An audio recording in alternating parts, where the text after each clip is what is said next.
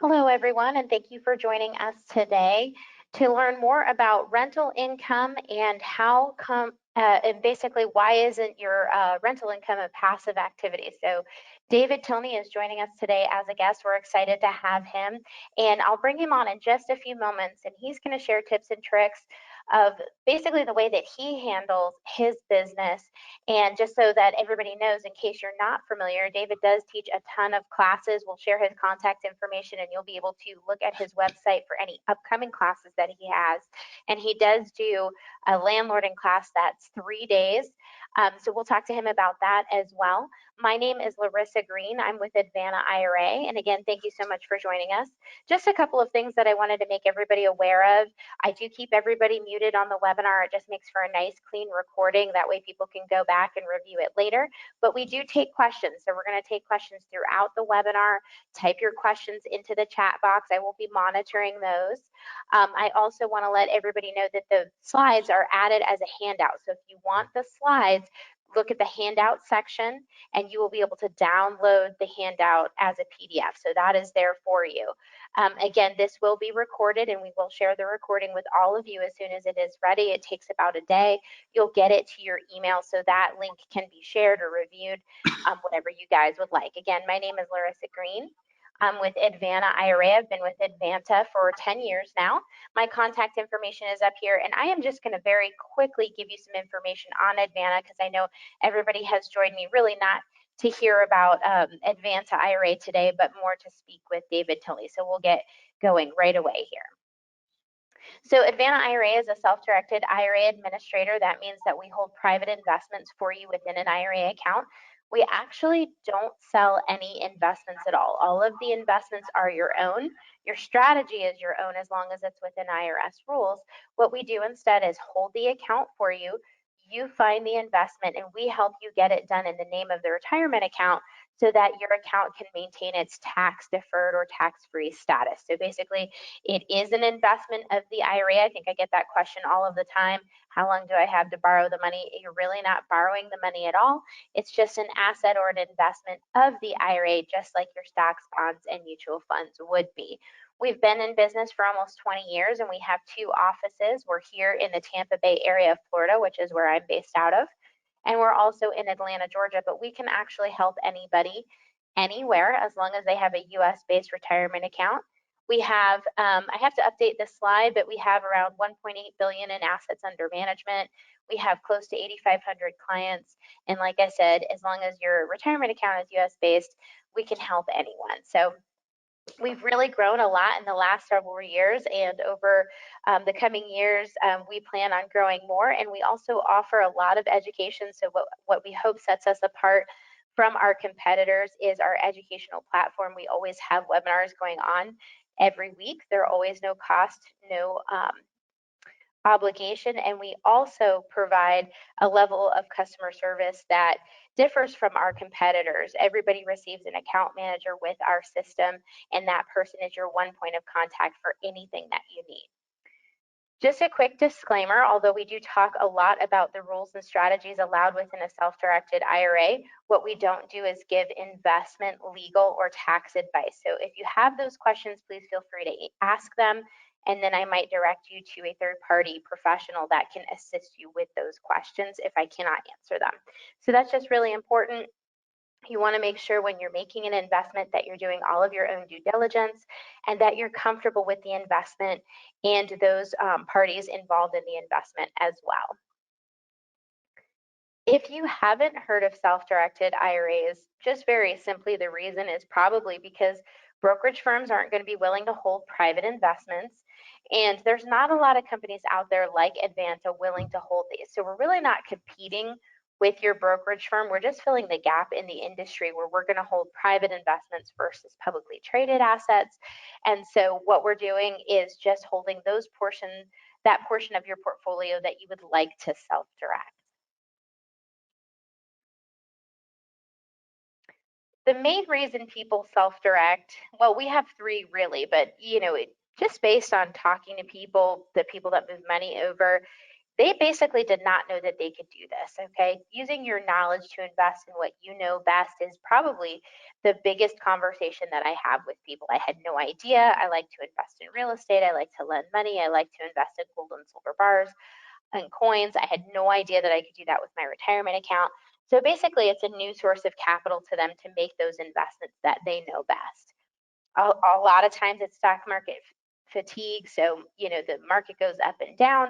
And a lot of times people are investing in tangible assets where, the fluctuation in value is not going to be as high or low. And there's always something there that they can see, touch, feel, maybe drive by if it's a piece of real estate, and they feel secure in those investments. And then, of course, the tax benefits. Again, it's tax deferred or tax free, depending on the type of account that you have. And so those are the three main reasons that we see people self-directing their account. Just very quickly, I always like to point out the types of accounts that can be self-directed. And the reason behind this is because a lot of people that I meet are under the impression that it has to be a Roth IRA in order to self-direct it. I'm not really sure where that comes from. But the truth is, if it ends in IRA, it can be self-directed. Any former employer plan can be self-directed. We also have education savings accounts and health savings accounts up here. And the reason for that is because self-directing those is exactly the same as self-directing an IRA as far as the rules, having contribution limits, et cetera. So we can hold those accounts as well. And something I always like to point out is the reason we put emphasis on former employer plan is because it's always the case that you can move a former employer plan to self-direct it. But if you're currently employed and you're still participating in that plan, the chances are going to go down that the plan administrator and the plan itself will allow what we call an in-service distribution or in-service rollover to an IRA in order to self-direct. I always encourage people to check with their employer plan because you just never know. But that's sort of the way the rules work for that, in case you were wondering. If you guys have questions on any of these types of accounts, including something like a solo 401k, please let me know. And like I said, we have webinars every week and we talk about these types of accounts. We talk about the rules for investing. We talk about investment strategies, things like checkbook control of your IRA, private lending, investing in private equities. So we always have something going on where we're talking strategy.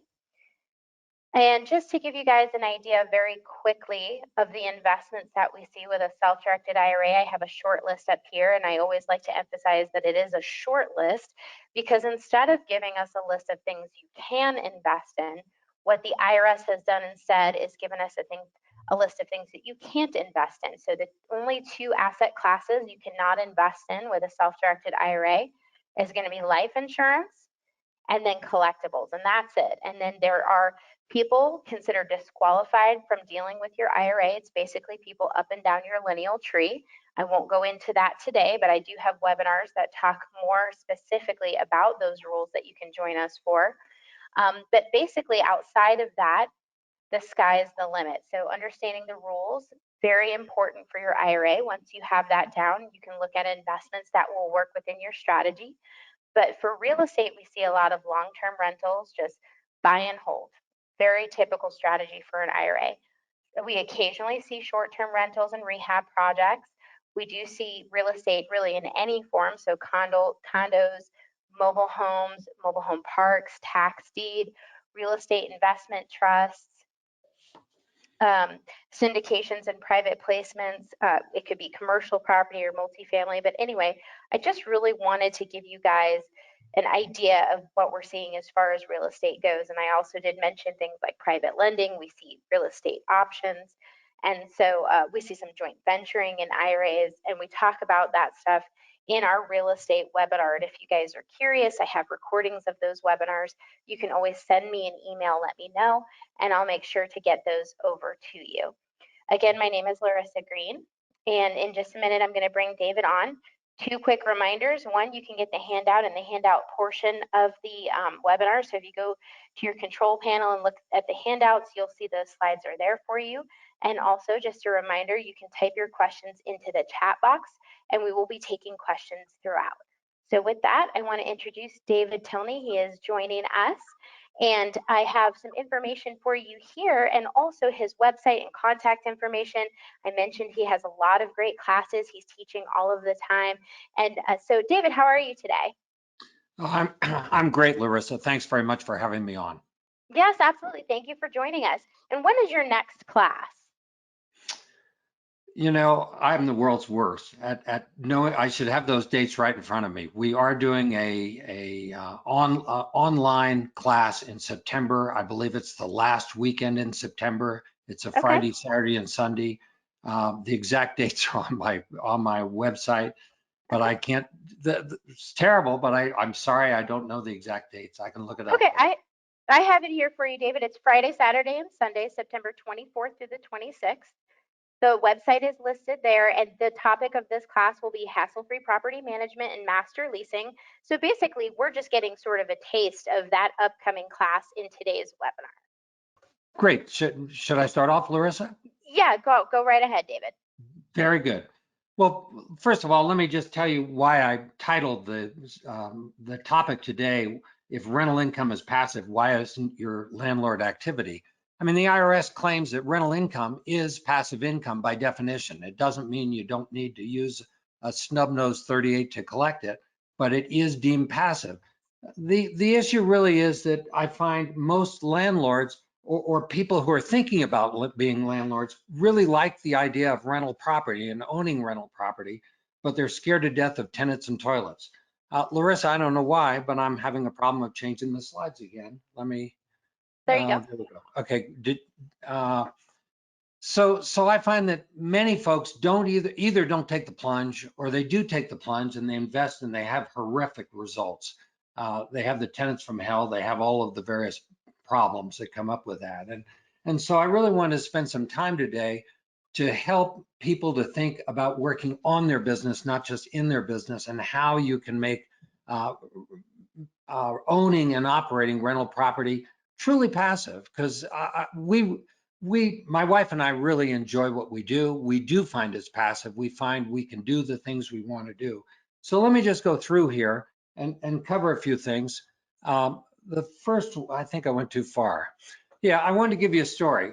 Charlie Carruthers, who's no longer with us, owned a whole bunch of houses. My understanding is he owned over 1,000 houses in the Newport News, Virginia area. And he and a mutual friend, Jack Miller, who was one of my main mentors, took a trip to Europe. And Jack told me that in the middle of the trip, one of Charlie's properties burned down, and Charlie had to leave and go home early. That doesn't sound like financial freedom to me. That sounds like his business owned him. And I think the key is you really got to figure out why you're doing what you're doing. What are you trying to accomplish? And then make everything work to meet your needs. Now, the why part, I think Simon Sinek says it better than anyone else. And he has some wonderful YouTube videos, and you might want to check him out. He's the guy, he wrote a book, Start With Why. And what he really says is pretty much everyone can tell you what they do. Some people can tell you how they do what they do, but very, very few can tell you why they do what they do. And I think it's the why that's the most important. I mean, Charlie got so wrapped up in acquiring more properties, but did he accomplish his goal of I don't know exactly what his goal was, but I do know what my goal is. And my goal is I wanted financial freedom, which meant I could work with whom I wanted, if I wanted, when I wanted. And that certainly didn't mean owning 1,000 houses. Um, you really got to spend time on how to accomplish this and enjoy the journey as you strive to reach that goal. A little bit of my history. I started in 1978. I failed into management. I had no interest in managing my properties. We'd hired 3 or 4 different companies, and they all fell flat on their face. Uh, but one of the big things that changed, I started managing mine. I took on other properties to cover my overhead, and we were running, at our high water mark, we were certainly over 100 houses that we were running. And after a long-time employee retired at age 65, I decided less was more. And I wanted to figure out how to make most of my gross income become my net income and how to reduce It was tough enough for me to figure out what to do with my time. I really didn't want any more employees. So my solution was really to share expectations with my applicants, tenants, and vendor upfront to create systems for every procedure that I had to do more than one time. And I think that's crucial. I mean, management of your tenants is both a science and an art, meaning you do need people skills. The business of real estate is a business of people, but you also need systems. And I'm here to tell you that if you have wonderful people skills and you don't have the systems in place, you will go stark raving mad. If you have zero people skills and you have good systems, the systems will give you the time to develop the people skills. So I think that's kind of what I want to look at today. Passive property management. You know, everyone's got to create their own systems for their business, but my hope is by sharing some of our systems, you'll start thinking about changes you can implement to make your business more passive. We don't show properties. We don't do property inspections. We try not to talk to applicants before receiving rental applications. And we oftentimes have our tenants contact vendors directly when they have a problem. So let me dive into that just a little bit. Why don't we talk to any applicants prior to receiving applications? Our whole deal is what we view putting a tenant in a house as hiring an employee to do a job, and the tenant is the employee.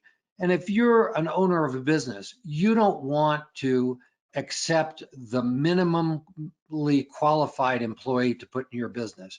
You want the best of the best. You want best qualified, not first come, first serve. And so part of our process is that in order to protect ourselves from a potential fair housing complaint, we want to be able to say that we had a blind test. We had no idea whatsoever who was calling on our properties, looking at our properties, or doing anything else. And by having systems to do that, which we'll go through here in a minute, you'll see how that kind of works. So that was absolutely intentional, that we won't talk to anyone until we receive applications. That way we can have 5 applications side by side and have the best of the best rise to the top. Tenants are our greatest assets, not the properties. We really do believe that. Let's face it, a bunch of you, I'm sure, have read Rich Dad, Poor Dad. And Robert Kiyosaki makes the point that assets pay you, liabilities eat you. Well, how many of you find that vacant houses feed you? They don't. They eat you alive. There's all kinds of costs involved. You need to, it's the tenants that feed you, and so you got to understand they're your assets, not your properties. And if you'll change your mindset against your tenants, I think you'll find wonderful things will happen down the road for you. We analyzed all of our turnovers last month, in fact, over the last 10 years. And we discovered, for years I'd been telling people that I thought that 90% of the time we went from a tenant to a tenant with zero downtime. Well, after analyzing all of the 10-year time period for our properties, we actually found that less than 1% vacancy during that 10-year period. And then if I took out 4 properties that we took offline when we rehabbed, we actually had less than 1/10 of 1%. Now that's very, very helpful, because I think you'd find that most landlords, first of all, they'd show you that tenants move out the end of the month and new folks move in the beginning of the month, typically. Well, if they have to take their property offline to make their properties ready for the next tenant, they don't lose 2 or 3 days. Generally speaking, they might lose an entire month. So I think that it really behooves you to figure out a system how you can go from a tenant to a tenant with no turnover. How do we do that? Well, the first thing I would say is that any necessary maintenance and repairs and capital improvements are largely made while our properties are occupied. And if a tenant gives us notice that they're going to be moving, the very first thing we ask is, well, what do we need to do to make the place spiffed and shiny and get it squared away? And our tenants are really on our team. They are motivated to show our property and to help us find the best qualified applicants. Now, COVID-19 changed things slightly for us, but it actually gave us new tools to be able to accomplish this task. In prior times, tenants would have, what would I say? They'd have open houses, let's say Tuesday evening between 5 and 7, or Saturday morning 10 to 12, and people would come and look at the property, and they would hand out applications. And that's how they would show the properties. And they might do one or two one-offs for someone that needed to see it at a different time. The first thing we would do is we would send them a move out packet, which showed them how to go through the process and how to protect themselves during the process from any potential violent deed or some such thing. But during COVID, when less people wanted folks in their houses, in their homes, we started having our tenants do some video walkthroughs. If someone called and wanted to see the property, our tenant would say, sure, let me give you a call back on some video platform on my telephone, on my smartphone, and I'll walk you through the house, answer any questions, go out in the backyard, turn 360 degrees around, and just, cover anything you want me to cover.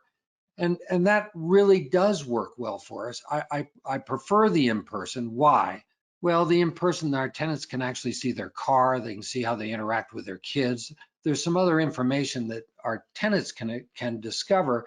And believe it or not, if you have a good rapport with your tenants will clue you in as to what they see and what their thoughts are, as to who might be good stewards of your assets in terms of them moving out and the next person moving in. Hey, David, I had a question pop up on maintenance during occupancy. Are you looking at doing, some sort of inspection, or do you rely on the tenant to let you know if there's some sort of maintenance that needs to be done to avoid downtime on the move out? Yeah, really good question. We're unusual, no doubt. I mean, we really shake people down before they move in, but once they move in, we don't do inspections. I actually live 8 months in Naples, Florida, and 4 months in Colorado Springs. All of our properties are in Colorado Springs, and the reason for that is that's where we raised our family. That's where all of our networks are, and that's where we really want to own our property. So we don't do inspections. I feel that if you hire the right person and move them into the house, share expectations as to what their job description is, and I'll share that with you if you'd like. But then don't do bed checks on them. Trust them. Maintaining trust between your tenants and you, that's really a difficult thing to acquire. And the best way I know how to gain your tenants' trust is to trust them first. Now, we do an awful lot in screening for our tenants. We check 5-year landlord history. And if they've only been in one place for 5 years, I want to know where they were the time before that. 5 years employment history. There's lots of stuff we really go through. Credit is the very first thing we check, and credit. I'm really looking at FICO scores, and why I like FICO scores. FICO scores not only tell me people's ability to pay their bills, but much more importantly, their willingness to pay their bills. And we're looking for someone who's going to move into our house and make it a home. We really are looking for someone who's going to be a good steward of the asset. Our job description for our tenants is, number one, that they maintain and improve the house and grounds. That's the most important thing we're looking for. Number two, obviously, we want them to pay the rent on time. And if they don't want to do that, they don't want to rent from us because we're too tough. Number three, we want them to get along with the neighbors. Number four, we really want them, I look them in the eye and I say, I want you to stay at least until you die, and hopefully until your kids die. And we chuckle about that because they probably don't want to stay quite that long, but it lets them know we're in the long-term business. And lastly, we want to let them know that we want them to use us for support when needed, but if they can solve the problem and move forward. So our tenants, we give them a lot of latitude, but we find our tenants are really exemplary people, and they do a great job. Hopefully that answered the question, or at least partially. Yes, thank you. I had Yep. another question pop up. Um, how do you get tenants to agree on managing the property?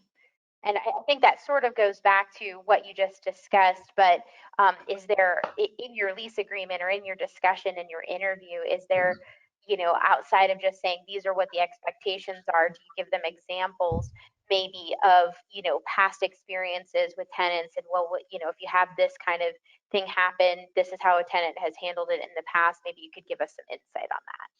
Yeah, I think that one of the things that people have asked me many times is how do you figure that the tenants are working for you? They're paying you, you're not paying them. I am paying them. I'm paying them. The currency I'm using is good housing. And so I point that out. Now, on each of our advertisements, when we advertise a property online, at the bottom of the ad, we have this following paragraph, and I'll just read it to you because it's not in the notes there. It says, Keeper Corporation believes that our tenants are our greatest assets. We've rented to hundreds of tenants since 1978. We offer well-maintained houses for long-term occupancy to people who wish to take our houses and make them their homes. Our typical tenants rent for multiple years. Our longest tenancy was just under 25 years. And we've never had a tenant forced to move because of a foreclosure. The actual rent for this property is $100 higher than the advertised rent. However, landlord agrees to accept the advertised rent amount from any applicant who is willing and able to take on the responsibility of maintaining the house and grounds and to pay the first $75 of any repairs or maintenance needed in any given month. If what we offer appeals to you and you meet our qualifying criteria listed below, we invite you to apply to rent this property. So we take the approach up front that we want to put a tremendous number of people in a funnel, and the funnel is they see our property, they like what they see, then we want them to either have a virtual showing or an in-person showing, and we give out lots of applications, and our application packet is 9 or 10 pages long, and they'll read this stuff, and we want them to self-weed themselves out very quickly at that point. Number one, we want a lot of them to say, this guy's too tough for us. The questions he's asking, we're probably not qualified, and we don't want to waste our time. We don't want to pay an application fee and then move on. That's what we want. We don't take the scattergun approach. We take the rifle approach that we're going for a specific type of individual. And then they read on the ad, they read that. And then I'll follow up and I'll give you our qualifying criteria.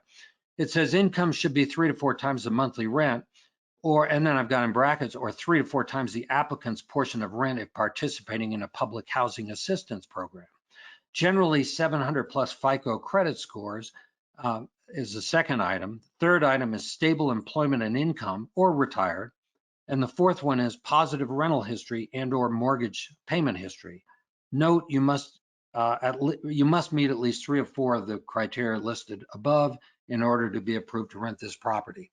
I'll also tell you at 3 different places in our application, we point out that we do not accept individuals on a first come, first served basis. We accept them on a best qualified basis. And again, part of doing that is to let folks know that if they are not best qualified, if they know that they have a problem, we don't want to take their money to process an application if it's for naught, and we don't want to waste their time or our time. We want them to move on and go rent from potentially one of our competitors. Hopefully that makes sense. Any more Yeah, questions? it does. Yeah, we had a few more.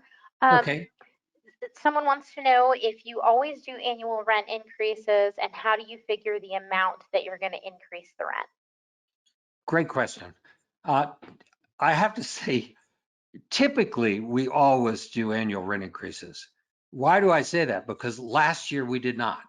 All of our rental contracts come due either the end of June or the end of July or of some year. And we reset all of our rents in May prior to that time. And last year is one of the only times in our history that we did not raise rents. We contacted each of our tenants. Actually, I called each one of them up and I said, we just want you to know we care. If you have a problem, we have a problem. And we were referring to COVID-19, obviously. And we said that, this year we've made a corporate decision that we are not going to raise any rents across the board. And I furthermore said that, we do believe in the power of prayer. And if you have a problem, we'd sure like to hear about it. All of our tenants are current on our rents. We received all of our rents before the first of the month, every month. I take it out of their bank accounts. They do not send it or create the transaction. I do. I use ACH, which is Automatic Clearinghouse. We had one tenant who had a problem with COVID-19 for 2-month period last year. And he called me up and he said, for the first time in, I think it was 35 years, he said he was going to have to ask his dad for a loan. And his dad was a retired physician. And at the time he told me this, he said, the market was not up that particular month. And he said, I don't know if my dad's going to be able to help.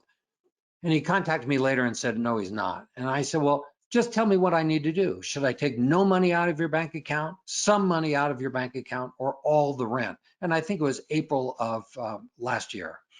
And he said, well, we actually have all the rent for this month, but if you take it, we'll have nothing left. And I said, just tell me what I need to do. And he said, well, if you could take half, that would be great. And then as soon as the government check comes in, it has your name on it. And my response was, no, it doesn't. I said, I think this is going to be a long period of time, and you need to hold on to that and see how that works out. We had to do that for 2 months. I believe it was April or May of last year. But he went out, and he lost his income stream through no fault of his. The government put him out of work. He was a screenwriter for Hollywood, and Hollywood shut down. So he went out and he got a temporary job. He was very embarrassed because I pushed him to tell me what he was doing. And he got a job working for Miracle-Gro. That plant, I don't know exactly how it works, but it's potting soil or something. And I don't know what he did for him. But he was able to square away his rent and move forward. And we offered him a new contract. He did fine with it, never missed a beat. And we've recently got a new contract for this year. So that's, so there's two answers. First of all, yes, we raise rents every year. And since I'm in the house business, even if the market is going down, we tend to raise rents, maybe a very little amount. And if someone moves out, we may find we have to lower the rents back down to what the current market is. But that's kind of how we do it. Are there exceptions? Yes, this last year was an exception. We did not raise any rents. Gotcha. Okay. Also, we had somebody ask, do you get a lot of pushback on the model that you use for the, for example, the long application packet and sort of putting the information up front of what expectations are? Do you have pushback on that? If we do, we probably don't get the application. And from my standpoint, I look at it that I just dodged a bullet and I didn't hire the wrong guy to move into my property. So I like that. If people, I can honestly tell you that when people sign a contract with us, they generally stand up, look me in the eye, shake my hand and say, this is the best contract we've ever signed, because they know exactly where they stand. And people like to be given responsibility. Most of these folks are adults. They all are adults and they have skill sets. And when folks take the position of, here's a 2-page rental contract, sign here, press hard, last copy's yours, move into the house, sit in a chair, face the wall, and don't touch anything. And if you do anything wrong, here's how we're going to beat you up. That is my thoughts of how traditional landlords treat their tenants in many cases. We don't do that. We say, you're an adult. You've got a great skill set. We hired you because we know what that is. And on our application, we ask them things about their skill set. We ask them what tools they own. We ask them all kinds of things. But when they move in, we say, we want you to take the house and make it a home. And as long as you're improving it, we're on your team. But don't do anything dramatic without getting us to approve it up front in advance. And we don't want you to do anything that's going to hurt yourself, hurt the property, or hurt someone else. And people really like that. They like to be given responsibility, and they'll save you a lot of money. I've got all kinds of examples. And the most dramatic example I ever had with a tenant is I had a tenant build a 350 square foot addition on the end of one of our houses and put a second bathroom in with tub, shower, double sink, skylight, wood parquet flooring, oak trim, and all the frills. And yes, we did pay for the materials, but he drew up the plans, he got the permits, he did everything right. He had the skill set. And clearly we saved a lot of money and we could do a much better upgrade. It wasn't quote unquote good enough for a rental. It was really a great project. And we still have that house today, some probably 25 years later.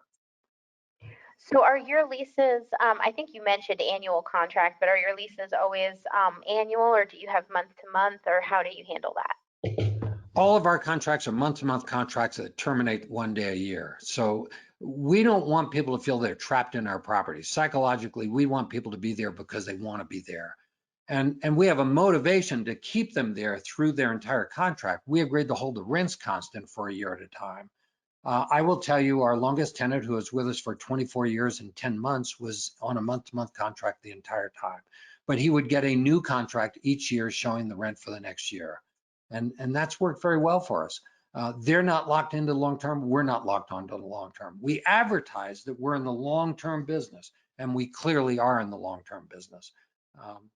But that's how we handle it. Okay. Okay, great. Yep. We had a few more questions, but I'm going to let David go on for a few minutes and then we'll take more questions in just a few. Go ahead, David. Okay, very good.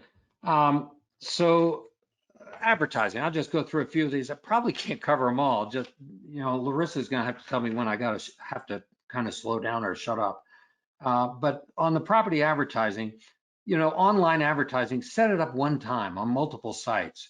And we use a 24-hour rental information hotline. So they see the ad, they call our 24-hour rental information hotline that tells them what we got, where it is, how to see it, and how much. Price, change the price as you relist over the different years, and update your photos as improvements are needed upon turnover. Now, staging, let's talk about staging, because you go online and you look at properties for rent, and 9 times out of 10, every single picture is just a vacant room, and it looks like it just doesn't do much for me. I think well, let me tell you how we do it, because we don't take a bunch of furniture around in a trailer and stage each of our houses. But what we do is, when we do see our tenants over time, and we go in their houses and the place looks like $1 million, we'll tell them, your house looks terrific. And I know we want you to stay here for as long as you live, or certainly as long as I live, but you might not stay so long. And would you mind terribly if we took some pictures of your house, your furniture, how great it looks? And we save those photos, and we save them over years with multiple different tenants. And so when we list a property, we look for the best pictures we've got them and put those pictures on. A picture of rooms with furniture in it is so much better than just vacant rooms. I'll just tell you, it's really important. So we activate the ads when needed and deactivate them when they're not needed. Tenant does post for rents yard signs with their 24-hour rental information in the house. Property showings, I pretty much covered property showings with you before, that the tenants show the properties in person or using a video walkthrough. Now let's say that we do have a vacant property, which is really very, very rare. But if we were to take on a new property, we would. And so our approach is, many folks will set up a time to show a property to someone, and then they'll call to make sure the folks are going to be there. We take a very different approach. First of all, we may set up a time to show the property, but we will let them know we will not appear to show the property unless they call us on the way to go view it. That puts the burden on them to let us know that they are physically going to be there. And then 9 times out of 10, when they give us a call, we'll say, oh my gosh, I'm on the other side of town. I can't make it. However, do you have a smartphone? And I don't think there's too many people who don't have smartphones these days. And we'll say, well, if you can take a picture of your driver's license and send it to us, we can show you how to get into the house, as long as you promise to give me a call as soon as you get out of the house and lock it all up, turn the lights off, and guarantee that everything's under control. And that really works for us. It works very, very well. We've done that for years and years. And whether you have a combination lockbox on the house, we happen to use key code keypads to open garage door openers, because all of our houses have attached garages with one exception. And those codes can be changed by the new tenant anytime they want. And it works very, very well. If I'm there when a tenant's looking through a house, they may want to negotiate. If I'm not there, they see, how does the furniture fit? How do the colors work? Does the house work? They sell themselves. It's the same situation I mentioned before, that our tenants show our properties. Well, think about this for a second. if your tenant's happy with you, is it much better for your existing tenant to convince people who are looking at the house that you're the right landlord to do business with? Or is it easier for you to tell applicants that you're a good landlord and they should do business with you? You get so much more benefit out of either physically not being at the property and having your tenant show it for you, which is our situation, as you know, over 99% of the time. So it works really, really well for us. And it also eliminates anyone coming back with a fair housing complaint saying, yeah, but you didn't accept me because of the color of my skin or something else. It has nothing to do with protected classes. We don't know who's calling on our properties. We don't know who's looking at our properties. All we see are the applications that come in. And we've told them 3 times that we're looking for the best of the best, not the first come, first serve. Application packet disbursement, the tenants hand it out. If someone goes to the house, we can email it. It's available online. Yes, you can fill out applications online. What I see happening in the fee management business these days is managers are forgetting that real estate is a people business. And so they want to do self-showings of properties. They want applications filled out online. They want contracts filled out online. And if they could give the new tenants their keys without ever seeing them, they do that. I think that's a formula for failure, because if you don't have a meeting eyeball to eyeball, belly to belly, presumably, but if not on Zoom, that's able to share expectations as to what the tenants can expect from you and what you do expect from them, how can you possibly anticipate that they're going to do what you want them to do? So I would say, yes, you want to be as efficient as you can with as many systems as you can, but that doesn't mean you don't spend time in the finality of signing a rental contract with your applicants. I think that's really, really important. So, David, if you Sure. don't mind, I just had a quick question for you. So you mentioned showing the property, having the tenants hand out the applications.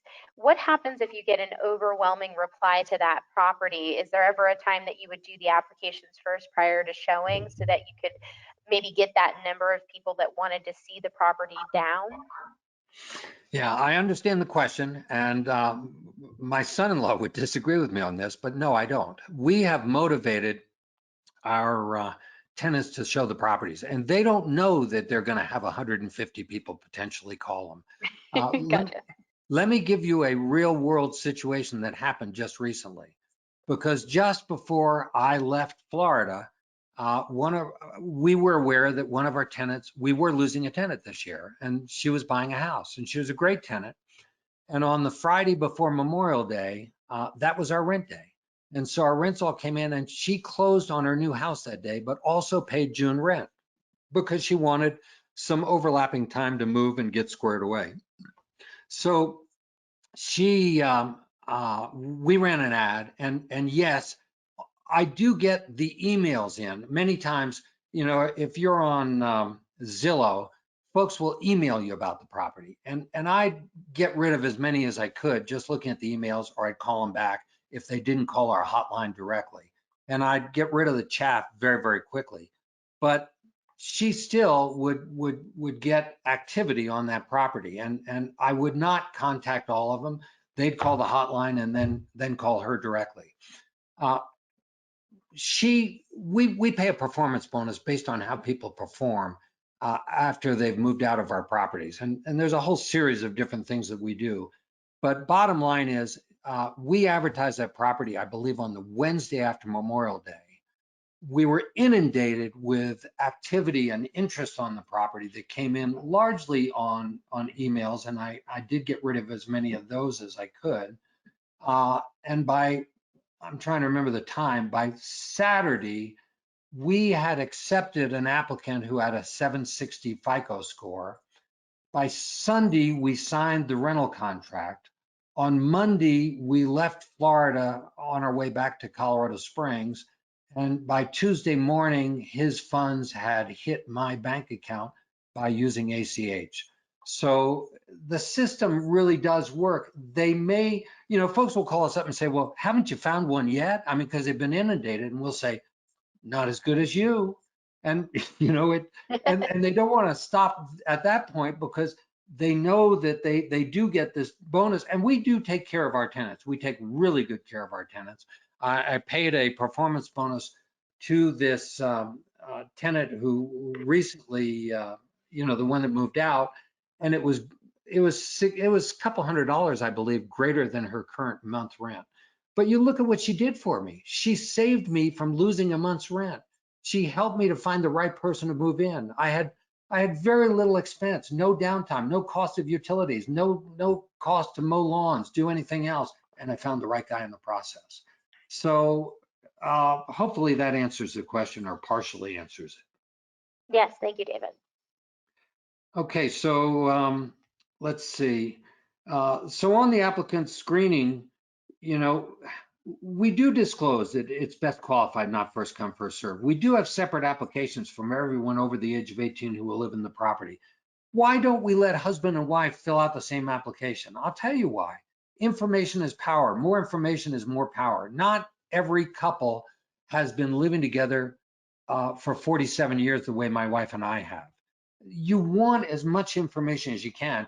And when you require separate applications from everyone over the age of 18, we say, well, our state laws require us to treat marrieds and singles the same. So therefore, we've got to have separate applications. And yes, it takes time to fill out our applications, but people know we're serious. They know that, we're pros. We know what the heck we're doing, and they can't put something over on us. Let me just see if I have anything else. Applications, not returned by most unqualified applicants. Lisa, I really do prefer it in person. I really do, but we have used Zoom several times in the last year, and it's worked fine.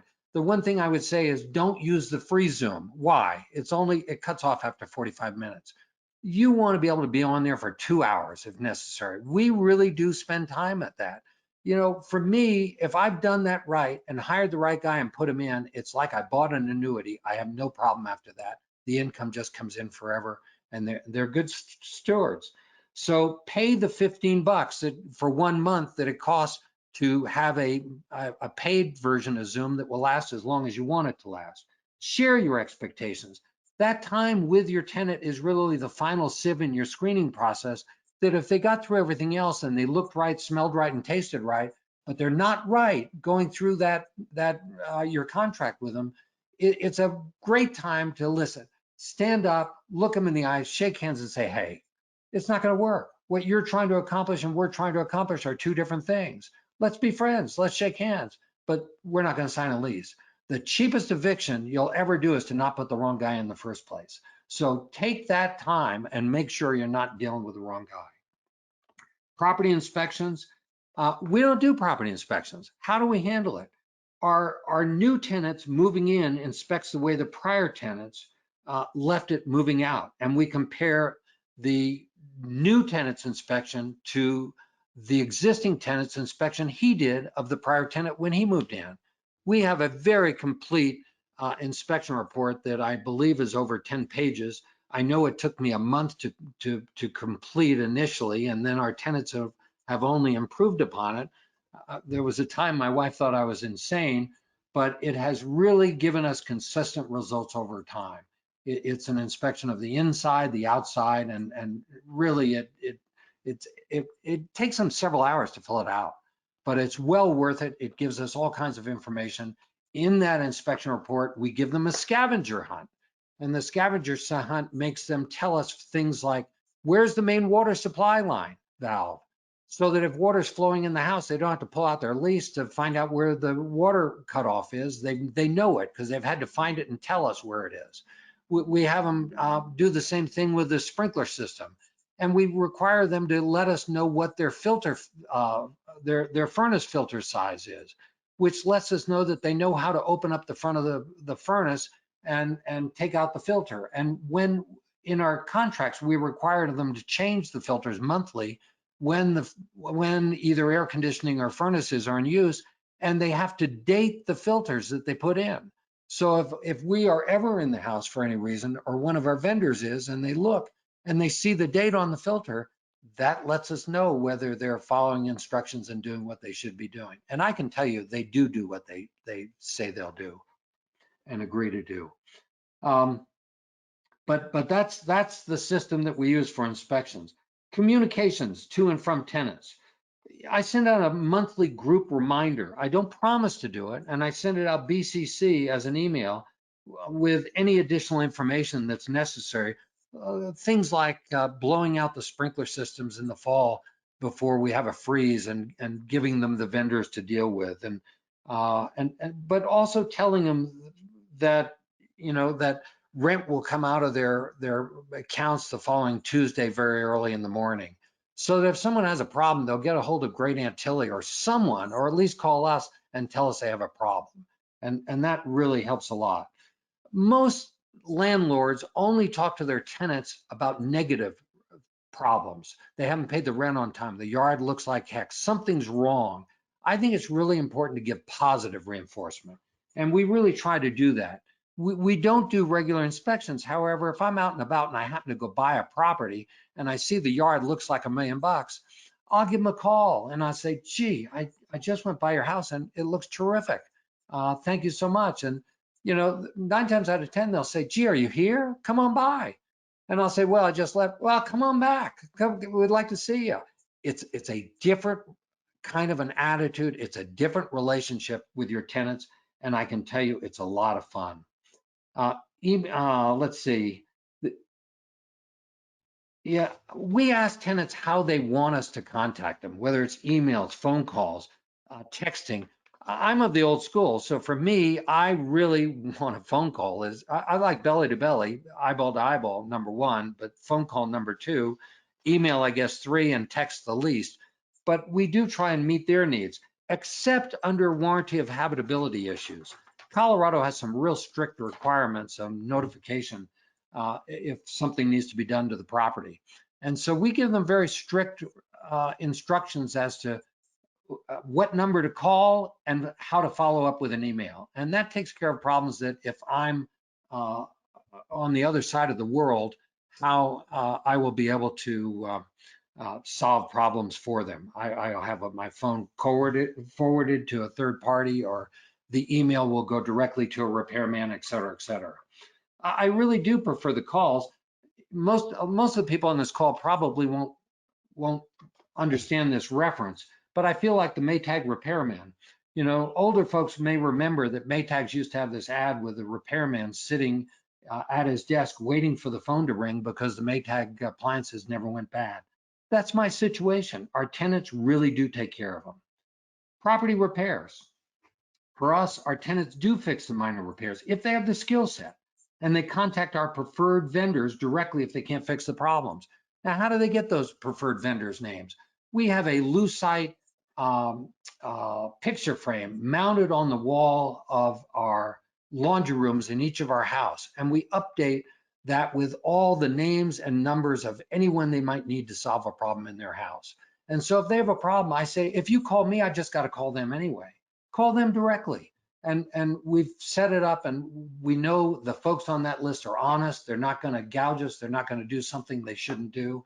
And it's been a wonderful way to do business.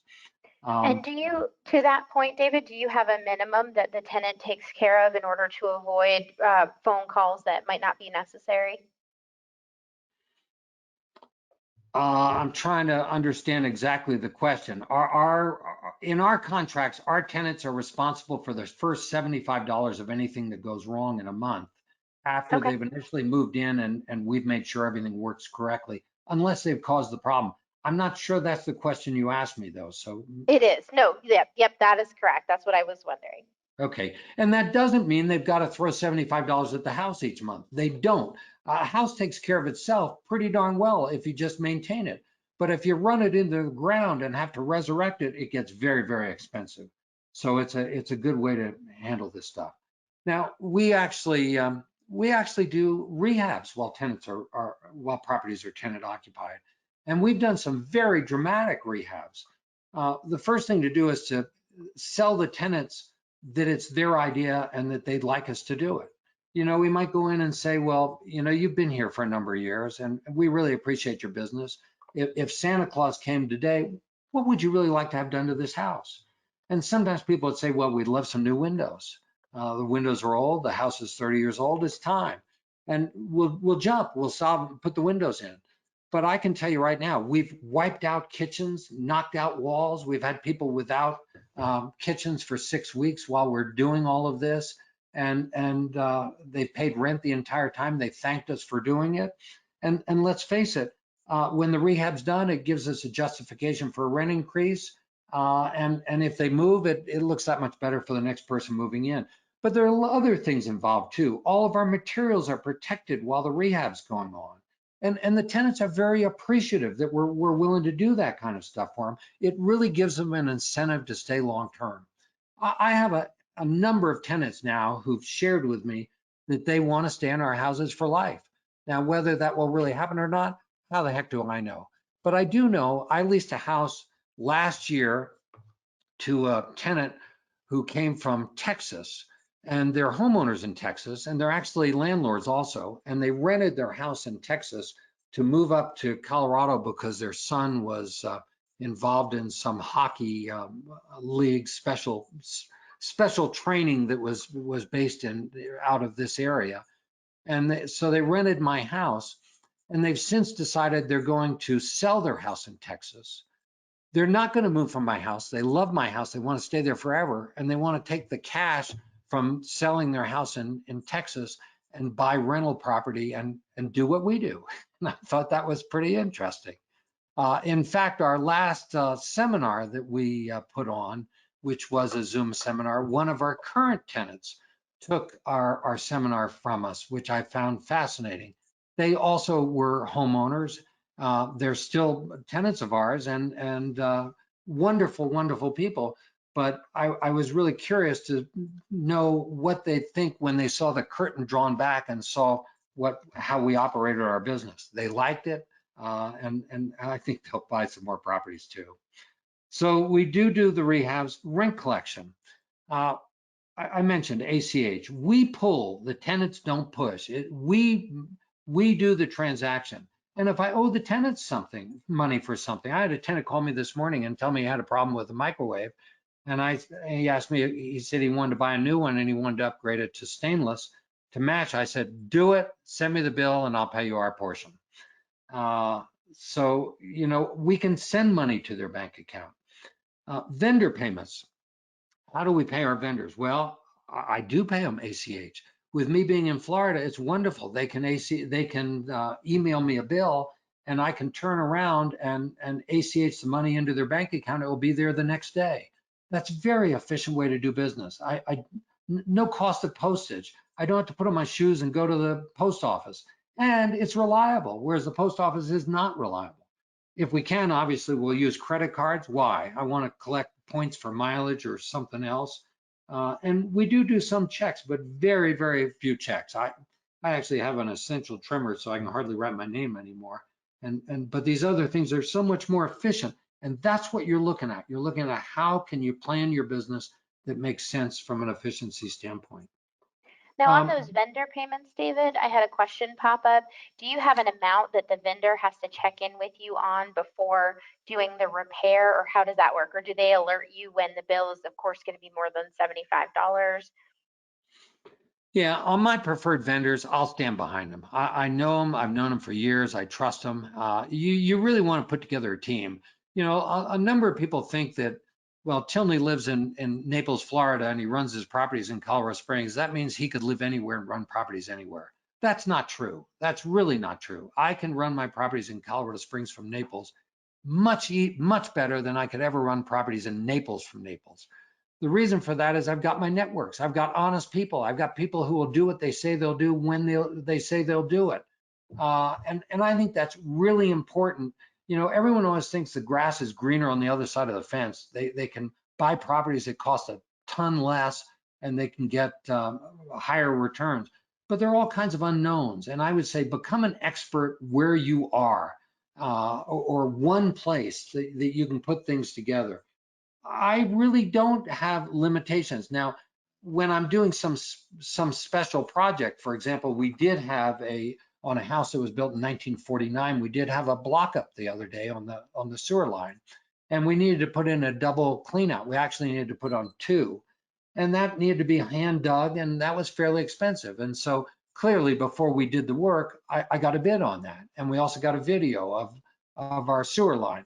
So there's always exceptions to situations, but on our general repairs problems that come up, our guys don't have to call me. If they ever take advantage of me, they'll be off the list. I'll put someone else on. So there's the whole idea of trust.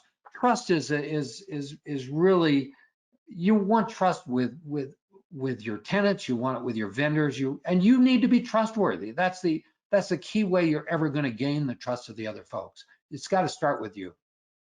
Okay. Okay, great. Thank you for that.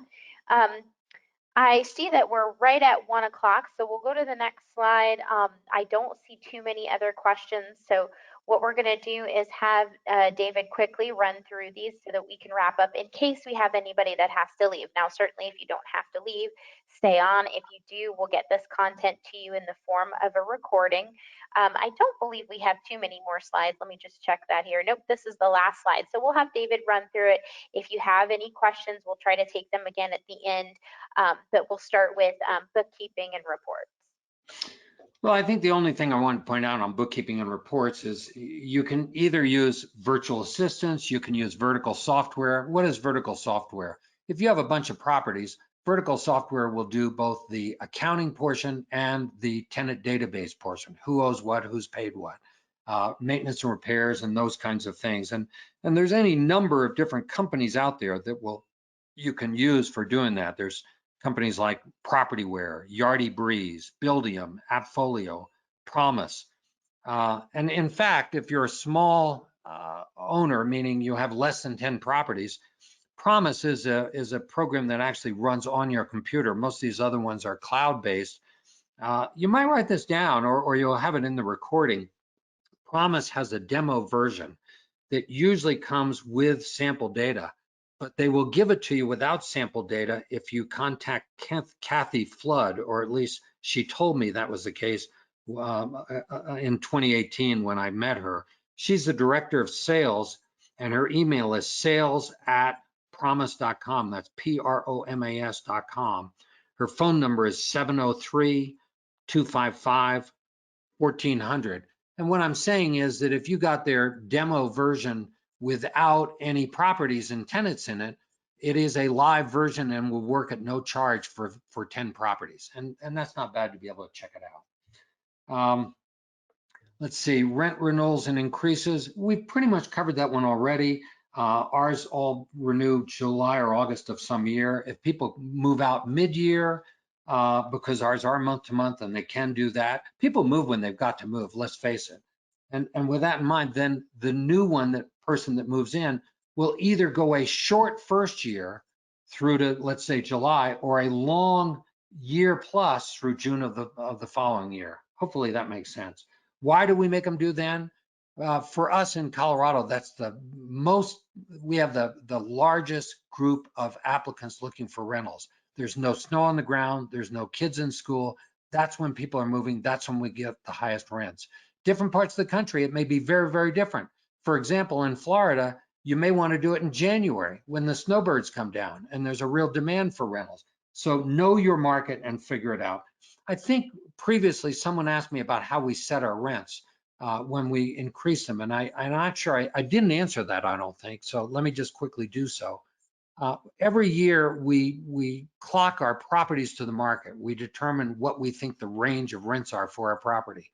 But then we also look at looking at our tenant in the property to the ideal tenant. And obviously we take better care of those folks that we really do think are good stewards and they're good people to do business with. Folks that we wouldn't mind if they moved on, we might raise their rent above market rate. And they'll either pay for their sins or maybe they'll move on. And so either way, we'll do just fine.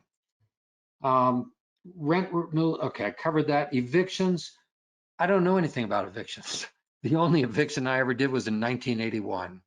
And so I just have to be honest. If I had to handle an eviction, I'd have to call a friend, another manager, call the attorney, and find out the current procedures, because they're changing daily as laws from the West Coast are coming across the country and just making it very, very difficult to be a landlord. And so be aware of those laws, and be a member of RIA groups, and raise Cain when things are put forth as changed laws, and see if you can slow it down, because they're changing very, very quickly. Travel and vacation, the key thing is to, when I started, I had two other friends that I met with as we needed for breakfast.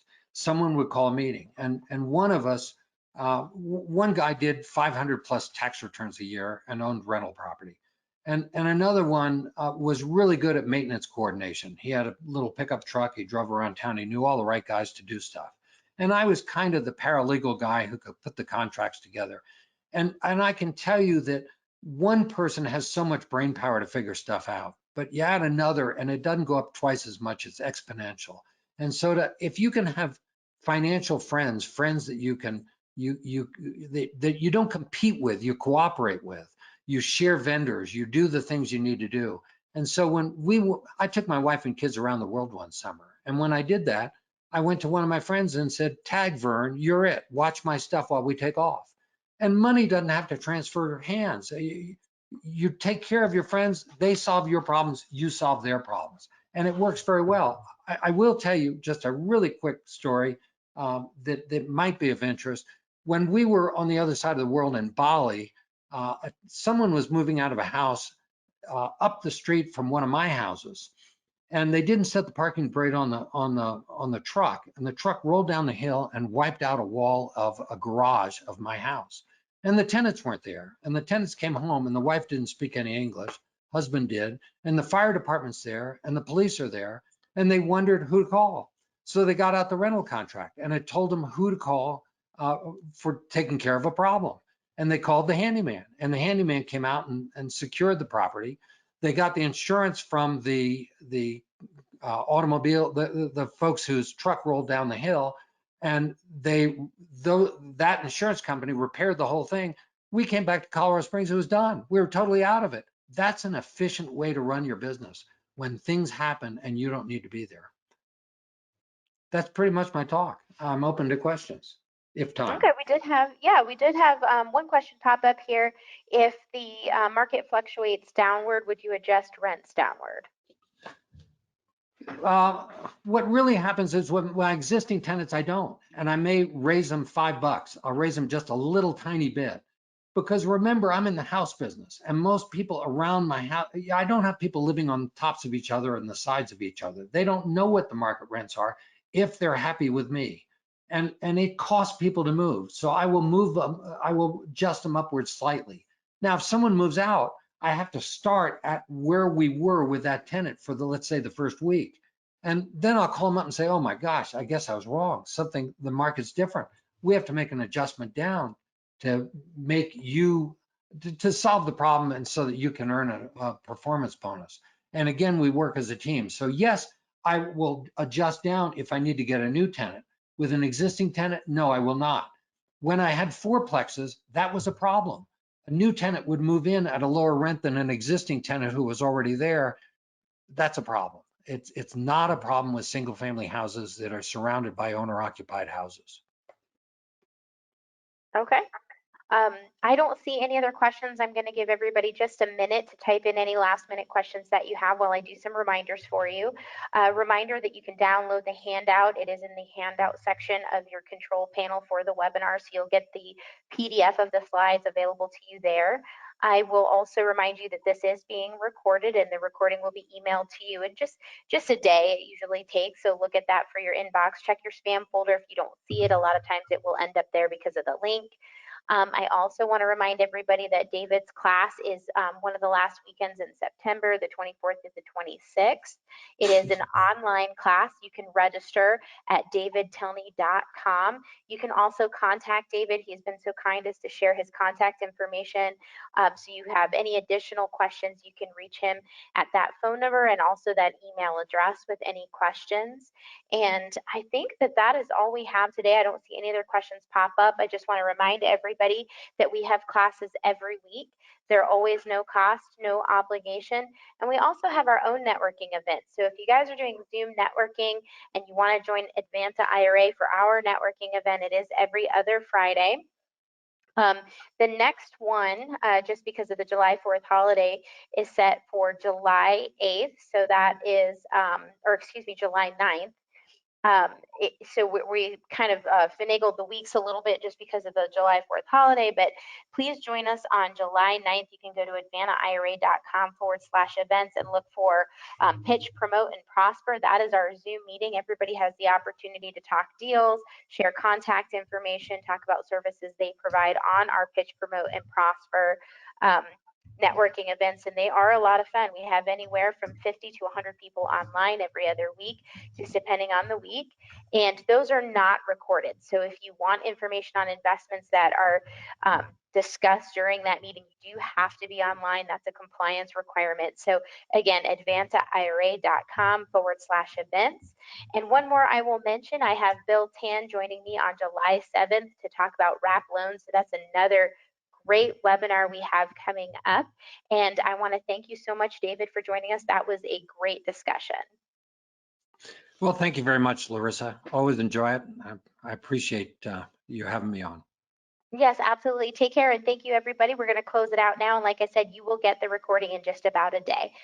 Take care. Bye-bye.